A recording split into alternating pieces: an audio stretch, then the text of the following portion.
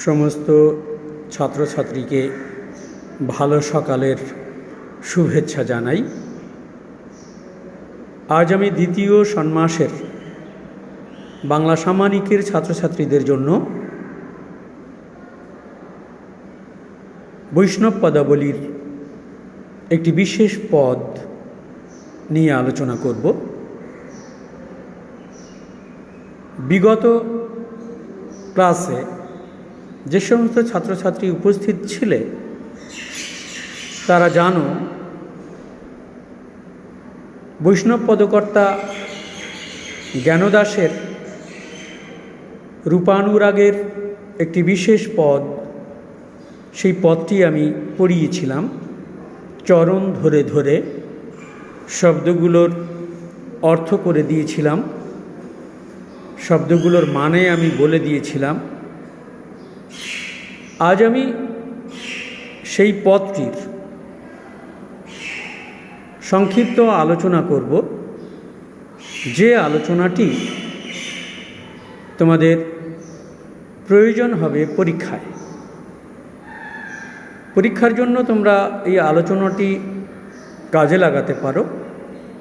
তোমরা যখন study material তৈরি করবে, সেই স্টাডি ম্যাটেরিয়াল তৈরি করার সময় আজকের এই পড়ানো বিষয়টি কাজে লাগালে তোমাদের উপকার হবে বলে আমি মনে করছি। প্রিয় ছাত্রছাত্রীদের আরেকটা প্রসঙ্গ আমি একটু জানাতে চাই। মাঝে আমি কয়েকটি খাতা দেখতে গিয়ে অনুভব করেছি, আমি ক্লাস টেস্ট নেওয়ার সময় লক্ষ্য করেছি তোমরা লিখে জমা দিয়েছ যে খাতাগুলো, সে খাতাগুলোতে আমি পেয়েছি ওয়েবসাইট তথা উইকিপিডিয়া তথা মিডিয়া থেকে নেওয়া কিছু প্রসঙ্গ, যে প্রসঙ্গগুলি খুবই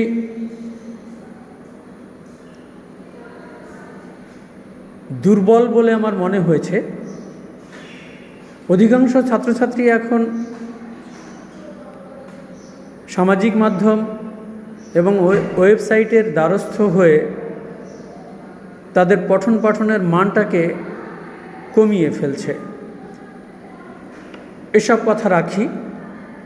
আমাদের আলোচ্য যে পদটি বৈষ্ণব পদকর্তা কবি জ্ঞানদাসের লেখা, রূপ লাগি আখি ঝুরে গুণে মনোভর, প্রতি অঙ্গ লাগি কান্দে প্রতি অঙ্গ মোর, এই পদটি নিয়ে আমি আজকে তোমাদের সামনে আলোচনা করছি। এই পদটি বৈষ্ণব পদসাহিত্যের অন্যতম পদ। রাধা শ্রীকৃষ্ণের প্রতি আকৃষ্ট হয়ে, রাধা কৃষ্ণের প্রতি আকর্ষিত হয়ে তিনি তার মনের ভাব, অর্থাৎ রাধা তার মনের ভাব যেভাবে ব্যক্ত করেছেন সেই প্রসঙ্গ এখানে আছে। পদটির মধ্যে আমরা লক্ষ্য করেছি শ্রীকৃষ্ণের দর্শন লাভ ও শ্রীকৃষ্ণের রূপ গুণাদির স্পর্শে শ্রীমতী রাধার মনে যে একান্ত অনুরাগের সৃষ্টি হয়েছে, সেই লক্ষণ বর্ণনা প্রসঙ্গে শ্রী রাধার এই হৃদয় অনুভব তথা হৃদয়ের এই ভাব, রাধা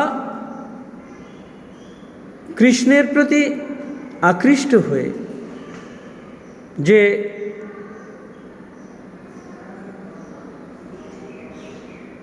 ভাব উথলি উঠেছে মনে, কৃষ্ণের প্রতি আকৃষ্ট হয়ে রাধার মনে যে ভাব জেগে উঠেছে, সেই ভাব এবং অনুরাগ এখানে তুলে ধরলেন পদকর্তা জ্ঞানদাস। অনন্ত বাসনার এমন অনন্ত হাহাকার এবং হৃদয় ব্যাকুলতা, এমন আবেগঘন স্বীকারোক্তি সমস্ত বৈষ্ণব সাহিত্যে খুব কম মেলে বলে আমার মনে হয়, সমালোচকদেরও মনে হয়। কৃষ্ণরূপে বিমুগ্ধা শ্রীমতী রাধা জানিয়েছেন তার অব্যক্ত হৃদয় কথা। কৃষ্ণের জন্য তার গভীর ব্যাকুলতা এতটাই প্রসারিত যে তার চোখের জল শরতের শেষ রাতের শিউলির মতো টুপ টুপ করে পড়তে থাকে। অপূর্ব একটি উদাহরণ পদকর্তা জ্ঞানদাস এখানে তুলে ধরলেন। শরৎকালের রাত্রিবেলার শেষ মুহূর্তে তথা শেষ রাত্রে শিউলি ফুল যেভাবে ঝরে পড়ে, রাধার চোখের জলও যেন সেভাবে ঝরছে। কৃষ্ণকে পাওয়ার জন্যে, কৃষ্ণের সান্নিধ্যে যাওয়ার জন্যে আরাধিকা শ্রী রাধিকার এই মনের ব্যাকুলতা, মনের এই ব্যস্ততা উপস্থাপিত হয়েছে এখানে। অনুরাগ তথা রূপানুরাগ এই পদের মর্মার্থ।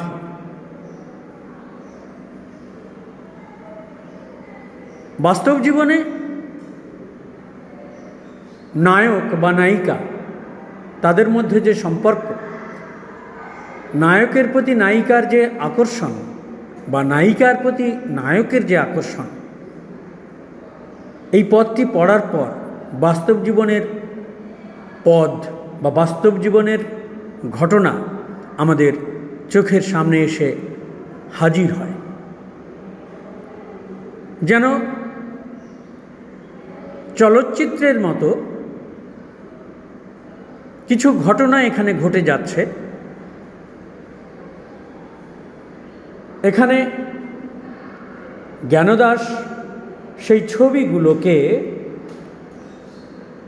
কথার আখরে লেখনীর মাধ্যমে তুললেন। লেখনীর আখর, কথার আখর তিনি যেভাবে প্রয়োগ করলেন পদটিতে, পদটিতে উন্মুক্ত হল রাধার যে ব্যাকুলতা, তাতে পাঠক তথা শ্রোতারা মুগ্ধ হয়ে যায়। কৃষ্ণপ্রাপ্তির প্রত্যাশায় রাধার দেহ মন প্রাণ বিবশ মূর্তি ধারণ করে। তার দেহও যেন অবশ হয়ে গেছে, মন যেন অবশ হয়ে গেছে। কার? শ্রী রাধিকার, রাধার। রাধার মন অবশ হয়ে গেছে, বিবশ হয়ে গেছে। গুরুজনদের কথা তিনি কিছুই শুনতে পাচ্ছেন না, গুরুজনদের কথা তিনি শুনতে চান না। গুরুজনদের মাঝখানে থেকেও কৃষ্ণ কথা শ্রবণে হৃদয়ের বাঁধ ভেঙে যায়। আনন্দ আপ্লুত শ্রী রাধা যেভাবে অভিভূত থাকেন তা থেকে প্রমাণিত হয় এ প্রেম নিত্যশুদ্ধ পরকীয়া প্রেম। যে সাত্ত্বিক ভাবের উদয় হয়েছিল মহাপ্রভু শ্রী চৈতন্যদেবের মধ্যে, সেই ভাবের স্ফুরণ শ্রীমতী রাধার মধ্যেও দেখা গিয়েছিল বলেই মনে হয়। রাধার এই যে মানসিক ভাব, রাধার এই কৃষ্ণের প্রতি আকর্ষণ, এখানে তীব্রভাবে উৎকলিত।